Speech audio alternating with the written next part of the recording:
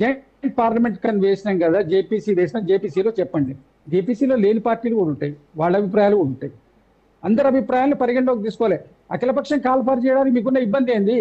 మీరు ఏ అంశానికి అఖిలపక్షం కాల్ఫర్ చేయరు? డెమోక్రసీలో డెమోక్రటిక్ ప్రాసెస్. మల్లికార్జున ఖర్గే గారు మీరు బిల్లు పెట్టండి, వద్దు, సపోర్ట్ చేస్తాం, విరమించుకుంటామని ఎందుకు వచ్చింది? మీరు అఖిలపక్షాన్ని కాల్ఫర్ చేయకపోవడం వల్ల.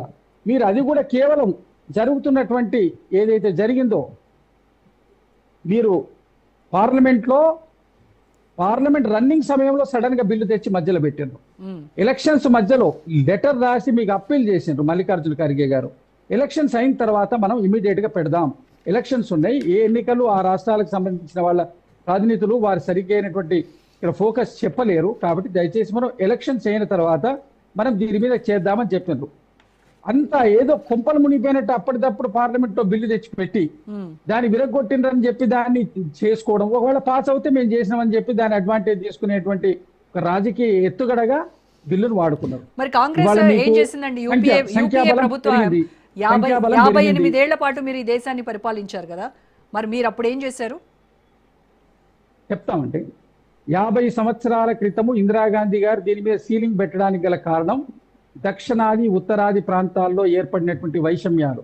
ఈ దేశం గనక డీలిమిటేషన్ సరైనటువంటి పద్ధతిలో చేయకపోతే ఇది ఖచ్చితంగా దేశ విభజనకు మరొకసారి దారి ఏర్పడేటువంటి అవకాశం ఉంటది అన్న అంశం వచ్చిన తర్వాత దాని మీద సీలింగ్ పెట్టాం, క్యాబ్ పెట్టిండ్రు.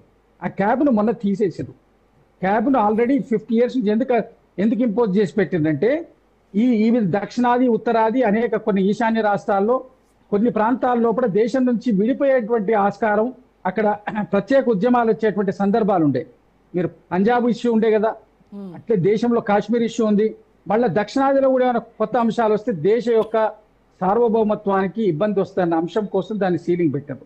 దేశం కోసం నిరంతరం పాటుపడేటువంటి పార్టీ కాంగ్రెస్ పార్టీ. దేశాన్ని ఏకతాటి మీద నిలబెట్టినటువంటి పార్టీ కాంగ్రెస్ పార్టీ. దేశ ప్రజలను సర్వతోముఖాభివృద్ధి చేసినటువంటి పార్టీ కాంగ్రెస్ పార్టీ. కేవలం భారతీయ జనతా పార్టీ వాళ్ళు దేశభక్తి దైవభక్తి పేరు మీద ధనాన్ని పవర్ని సంపాదించుకుంటారు తప్ప వాళ్ళకి ఎక్కడ కూడా దాంట్లో చిత్తశుద్ధి లేదు. ఇక్కడ విషయం ఏంటంటే మీరు 50% ఆఫ్ ది ఇది పెడతారని ఇంతకుముందు శ్రీనివాస్ గారు, బీజేపీ నాయకులు శ్రీనివాస్ గారు వారు ఇంతకుముందు మన ప్రస్తావన తెచ్చారు. పార్లమెంట్ రన్నింగ్ అవుతున్నప్పుడు మా దాంట్లో కేసీ వేణుగోపాల్ గారు అడిగిన 50% అన్న మీరు బిల్లులో పెట్టినరా అంటే టైం ఏంటి పెడతామంటారు. మీరు ఒక విభజన బిల్లు దేశంలో ఇంత 50 ఏళ్ల తర్వాత జరుగుతున్నటువంటి ప్రధాన విభజన బిల్లు పెడుతున్నప్పుడు దాంట్లో ఎంత పెంచుతున్నాం అనేటువంటి ఇండికేషన్ లేకుండా బిల్లు పెడతారండి? మోసపూరితమైనటువంటి బిల్లు కదా ఇది. అంటే వాళ్ళకి ఇష్టమైన దగ్గర పెంచుకుంటూ వాళ్ళంటే ఆ యొక్క లేకపోతే వాళ్ళకి నచ్చిన దగ్గర పెంచుకుంటారు, నచ్చని దగ్గర పెంచరు.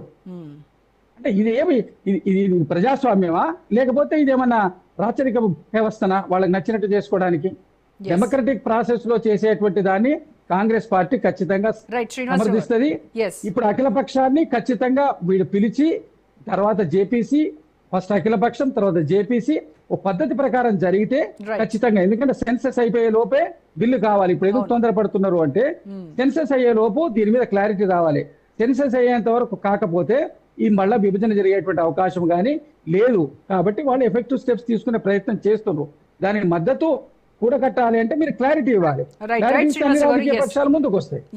బీఆర్ఎస్ నాయకులతో మాట్లాడే ముందు డిబేట్ లో ఒక షార్ట్ బ్రేక్ తీసుకుని వద్దాం. Stay tune.